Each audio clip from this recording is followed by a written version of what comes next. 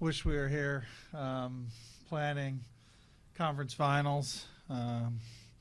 Obviously, we all collectively came short of our goals.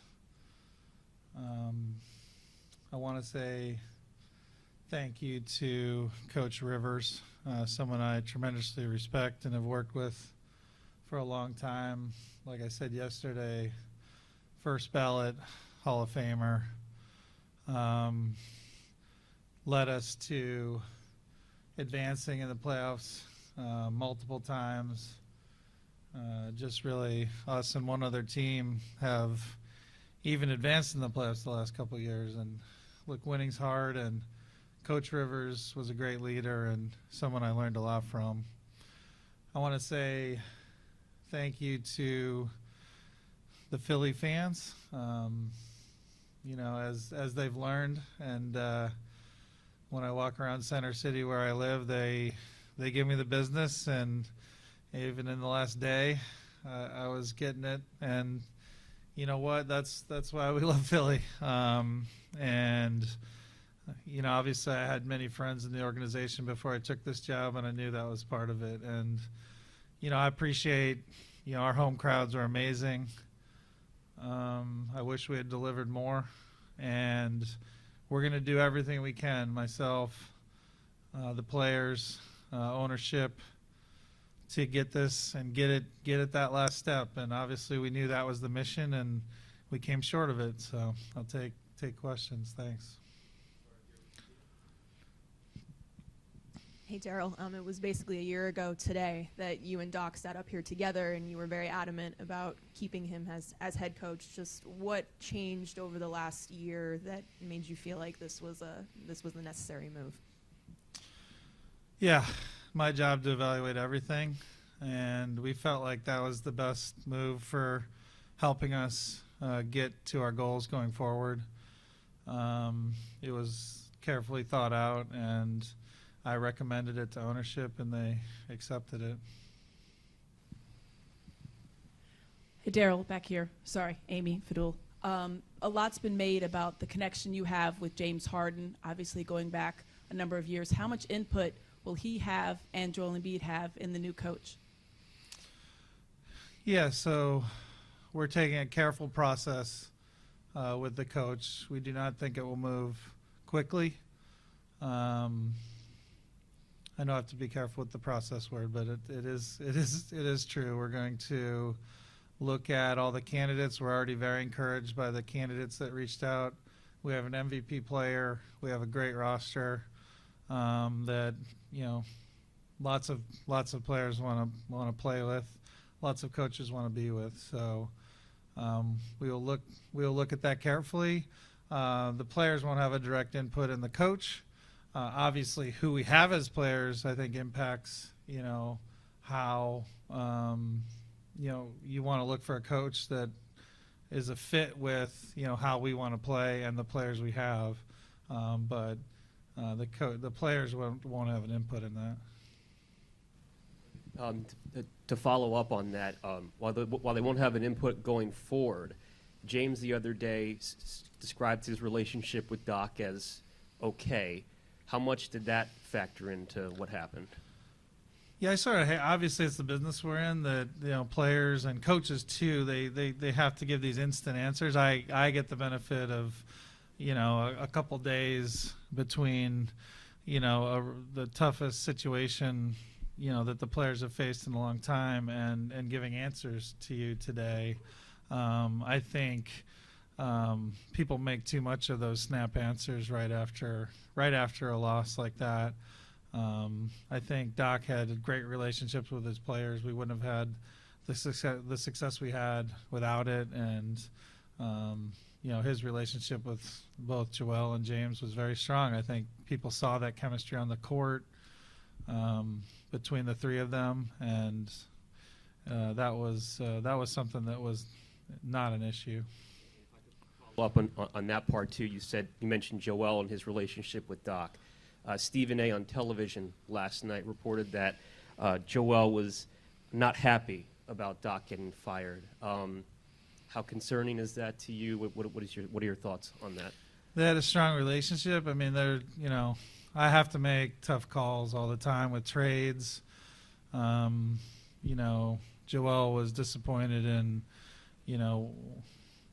some of it was he didn't know the player we were getting in the trade who ended up helping us, but he was disappointed in the players that went out. I think it's natural to be very close with the people in the locker room. He was very close with Coach Rivers, and yeah, he was shocked about the change, and and it's my job to help convince him that the new coach is someone that he'll have a great relationship with as well. What's the profile of the new head coach, and is previous NBA head coaching experience a requirement?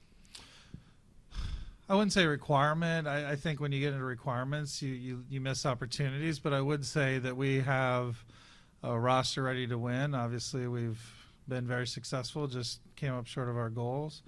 I think we have an MVP level player, and I do think if you look at the history of the NBA, it's challenging to walk into that as a first-time NBA head coach. That doesn't mean it hasn't worked. There are, for every rule, there are solid counterexamples. So we're not going to go in with like a prescription or proscription, but, we're looking for someone who brings leadership accountability, someone who is good at tactics, someone who has great relationship with his star players, and someone who is good at recruiting star players and players want to play for, someone who builds a great organization. And I 100% believe we had that with Coach Rivers, so I want to be very clear but those are the kinds of criteria we looked at. Those are the kinds of criteria that led to hiring Doc, and we're going to work hard to find someone who hits all those marks again. Daryl, to your right. Obviously, James and Joel probably weren't at their best in games 6 and 7 in that series against the Celtics. Didn't play as well as they had played or could play. Is your logic behind the move that a different coach can extract more from them, in particular in situations like that? Well, I think both Joel and James came up big in a lot of games. I think, obviously, look, we win or lose as a group, as a front office, players, coaches, collectively. I think sometimes it's how we're guarded. Sometimes it's things like that. But it's not no loss or win is on any one player. And both Joel and James had big games during the playoffs and during all 3 years since I've been here. Well, Joel in all 3 years and James in the last year and a half. So, I felt like that a change had the ability to help us going forward. Trent Krim. Okay. Daryl, with the lack of progress of being able to get past the second round, how much responsibility, since you're the one that puts the team together, how much responsibility do you think you have in this team not getting further than they did? Yeah, I think number one, me. It is a collective effort, but I was brought in for a reason, just like Coach Rivers was. So I would put it on myself first. I don't accept that we haven't advanced. I do think we're a much better team than we were the prior year or the year before that. We've set sort of a arbitrary line that I understand. I'm not rejecting that. That's obviously, to win the championship, you have to make it farther than the second round. So I understand the math of that.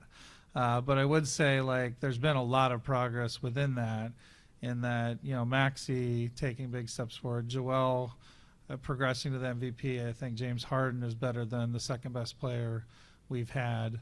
This year we lost to a heck of a team than the Boston Celtics, who have a very good chance to go on to win the championship.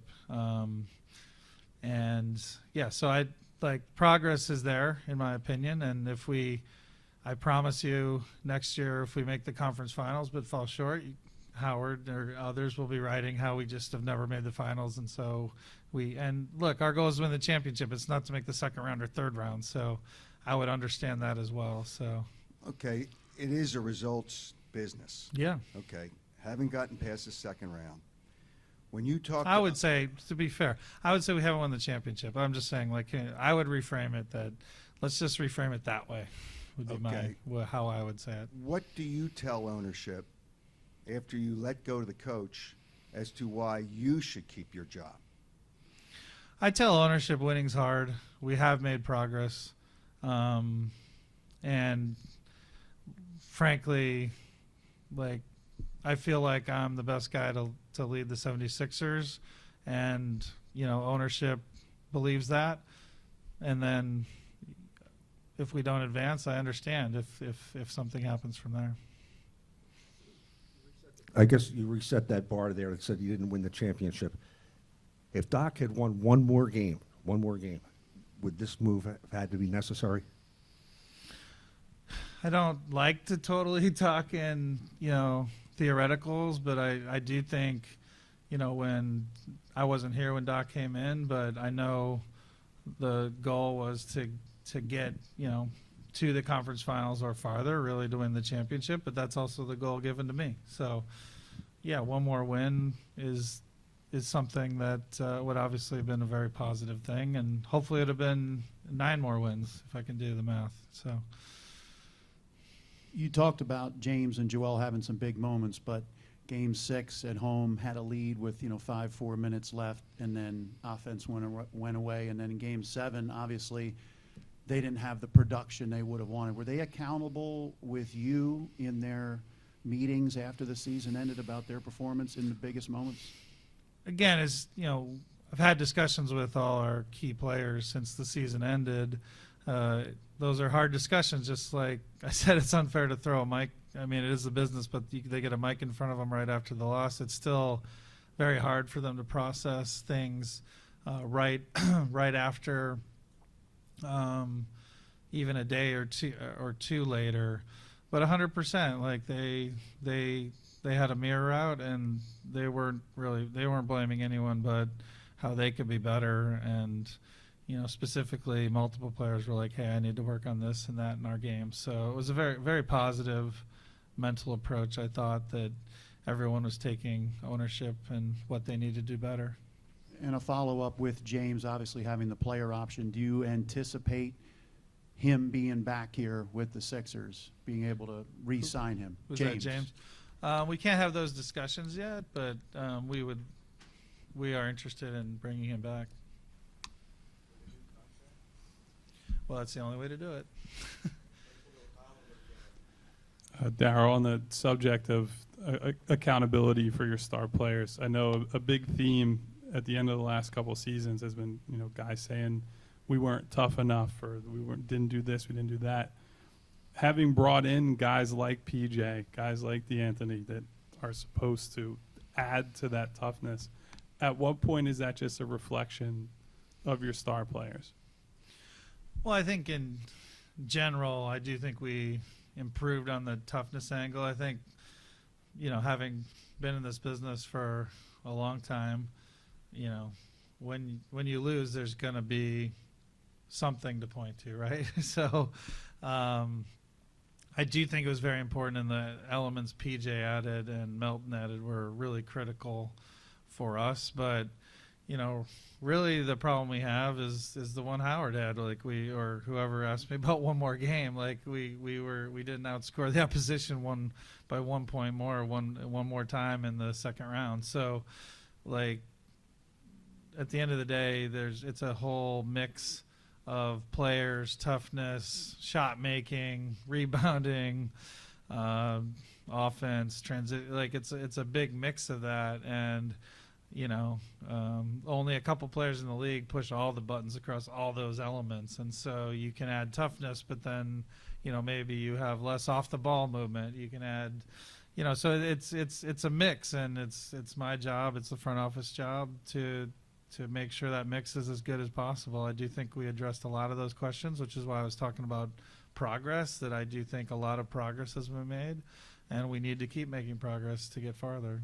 And on the subject of James's free agency, I know you can't get too far into it, but I guess earlier in James's career, it's an easy decision to say we pay him whatever the most we can pay him is, and we don't think about it. I guess looking at how his playoffs turned out, where he has multiple 40-point games and then middle of the series, end of the series, fades into the background like everyone else, how does that factor into, how much you're willing to give him in terms of years and money?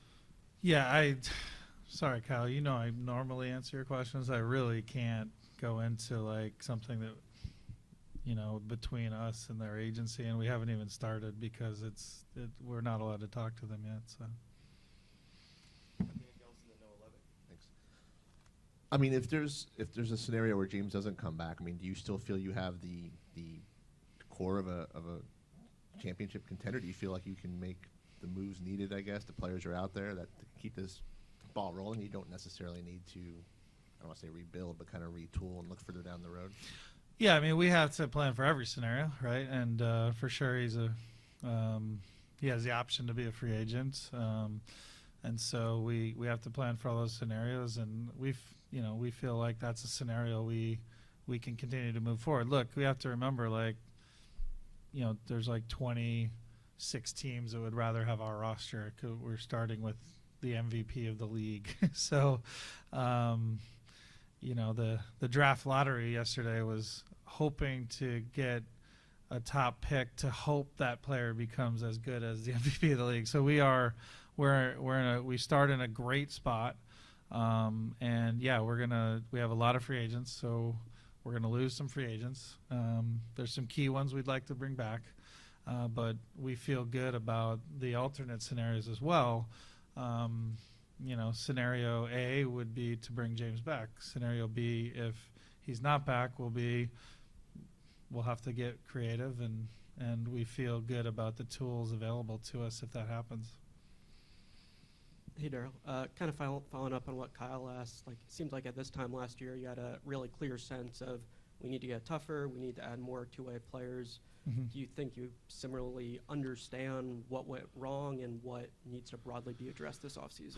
Yeah, so, I mean, we go through besides the coaching search, we go through a pretty careful process on, with the front office on what needs to be done, and we haven't gone through that yet, obviously. So we will figure that out going forward. But, yeah, I think last year was a little more straightforward, especially the two-way player part. The toughness part I thought was real, but it is a little bit harder to, sometimes that's used like just if you win or lose. I think two-way players is a little more clear, and I think we did address a lot of that.